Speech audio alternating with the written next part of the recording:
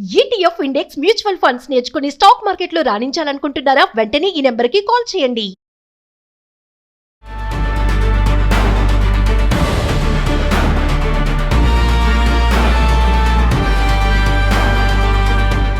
నమస్తే, welcome to Suman TV. Present మనతో పాటు ఉన్నారు corporate and soft skills trainer Madhuravani గారు. నమస్తే మ్యామ్. నమస్తే అండి. మేడం, మీకు గుర్తుందో లేదా, మనం ఒరాకిల్ లే ఆఫ్స్ గురించి మాట్లాడుకున్నాం. 2026 స్టార్టింగ్లోనే 21,000 మెంబర్స్ని తీసేయడం చూసాము.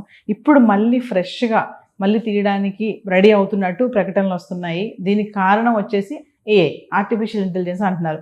అదేంటి మరి, ఏఐ వల్ల చాలా ప్రొడక్షన్ వస్తుంది, మాకు ఇంతమంది ఉద్యోగులు అవసరం లేదని తీసేసిన కంపెనీస్ ఇప్పుడు మళ్ళీ ఏఐ వల్ల ఇంకా సమస్యలు ఎక్కువ అవుతుందని ఇంకా తీసేయడం జరుగుతుంది. అయితే ఒరాకిల్ మళ్ళీ ఎందుకు ఈ లే ఆఫ్స్ తీస్తుంది అని అంటే, ఒకసారి ఒరాకిల్ మొత్తం మనం ఇంతమందిని 21,000ని లే ఆఫ్ చేసింది.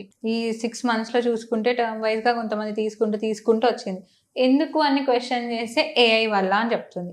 అదే కాకుండా మనకు వచ్చిన రిపోర్ట్స్, అంటే ఎక్కడ కూడా ఒరాకిల్ అఫీషియల్గా అనౌన్స్ చేయలేదు, బట్ రిపోర్ట్స్ ప్రకారం ఏదైతే మనకి రిపోర్ట్స్ వైరల్ అవుతున్నాయో దాని ప్రకారం చూసుకుంటే ఈ September 1st నుంచి ఇంకా కొన్ని లే ఆఫ్స్ చేయడానికి ప్లాన్ వేసింది.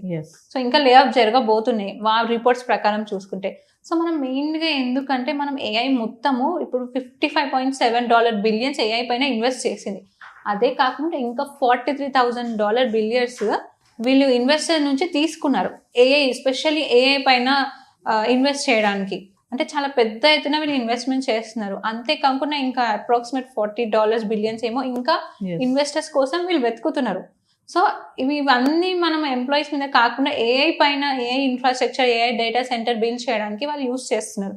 సో ఇలాంటి టైంలో మాకు ఎంప్లాయీస్ అవసరం లేదు, మేము ఏఐతోనే వర్క్ నడిపించుకుంటామని చెప్పి ఎంప్లాయీస్ని తీయడం జరిగింది. మళ్ళీ ఆ ఎంప్లాయీస్ని తీయడం కూడా ఏంటి, వాళ్ళని లే ఆఫ్ చేసింది కాబట్టి వాళ్ళకి సెవరెన్స్ పే ఇవ్వాలి కదా. సో $1.84 బిలియన్ సెవరెన్స్ పేకి వీళ్ళు ఇవ్వడం జరిగింది. అంత అమౌంట్ స్పెండ్ చేశారు, లే ఆఫ్స్కి కూడా స్పెండ్ చేశారు ఒరాకిల్ వాళ్ళు. సో ఇంకోటి మేడం, ఇప్పుడు అందరికీ నడుస్తున్న ట్రెండ్ ఏంటంటే IT jobs or AI jobs. ఇప్పుడు ఏవి మనకు కావాలి అని ఆలోచిస్తున్నారు, ఐటీయా ఏఐయా? IT with AI, software with AI. మీకు సాఫ్ట్వేర్ లేకుండా ఏఐ నడదు, ఏఐ లేకుండా కూడా సాఫ్ట్వేర్, అలాంటి సిచ్యువేషన్ వచ్చింది. సో ఇప్పుడు ఏం చేస్తున్నారు, సాఫ్ట్వేర్ డెవలపర్స్ అందరూ అప్స్కిల్ చేసుకుంటున్నారు, ఎప్పటికప్పుడు అప్స్కిల్ చేసుకుంటున్నారు. కాబట్టి కొంతమంది కంటిన్యూ అవుతూనే ఉన్నారు, లే ఆఫ్ అయిన వాళ్ళు మళ్ళీ జాబ్ కూడా తెచ్చుకున్నారు. సో ఇది కంటిన్యూషన్ అవుతూనే ఉంది. ఇప్పుడు ఓన్లీ ఏఐ కూడా పర్టికులర్గా చూసుకుంటే సాఫ్ట్వేర్ వాళ్ళు చాలా మంది ఏఐ పైన స్కిల్స్ నేర్చుకొని కొన్ని కంపెనీస్ వాళ్ళే ఏఐ స్కిల్ నేర్పించి ప్రమోషన్ ఇచ్చి మరి కూడా హైక్ ఇవ్వడం జరిగింది కొన్ని కంపెనీస్లో. ఐటీ జాబ్స్ చేసే వాళ్ళ లైఫ్ బాగుంటుంది, చాలా సెక్యూర్డ్గా ఉంటుంది, మంచి శాలరీస్ ఉంటాయి, బిందాస్గా ఉంటుంది అని ఒకప్పుడు అనుకునే వాళ్ళు. ఇప్పుడు దినదిన గండం అన్నట్టుగా టెన్షన్, ఎప్పుడు ఉద్యోగం ఉంటుందో ఎప్పుడు ఉద్యోగం పోతుందో తెలియదు.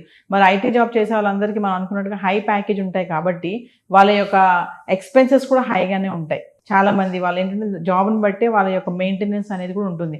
సడన్గా ఇలా జాబ్లు పోవడం వల్ల నెక్స్ట్ వాళ్ళ పని ఏంటి అని అంటే, చాలా మంది ఏంటంటే ఐటీ చేసిన వాళ్ళు వేరే దాంట్లో సస్టైన్ అవ్వలేరు అని చెప్పేసి కూడా ఒక టాక్ నడుస్తుంది. మనకి ఐటీ అనగానే మంచి లగ్జరీ లైఫ్, హై శాలరీస్ అంటారు. అంటే ఇప్పుడు సాఫ్ట్వేర్ డెవలపర్స్ ఎలా ఉండే అంటే, మంచి జాబ్ రాగానే ఇంక వెంటనే కార్స్ కొనడం, ఈఎంఐ పెట్టుకోవడం, ఇల్లులు కొనడం, ఈఎంఐ పెట్టుకోవడం, వీకెండ్ అనగానే పార్టీ ట్రిప్స్, ఇవన్నీ లైఫ్కి వాళ్ళు అలవాటు పడిపోయారు. అంటే ముందు లే ఆఫ్స్ ఇంత లేవు, ఇప్పుడు ఏంటంటే లే ఆఫ్స్ ఎక్కువ అవ్వడం వల్ల ఎక్స్పీరియన్స్ ఉన్న వాళ్ళకు కూడా అర్థం అవ్వట్లేదు, మేము ఉంటామా వెళ్ళిపోతామా.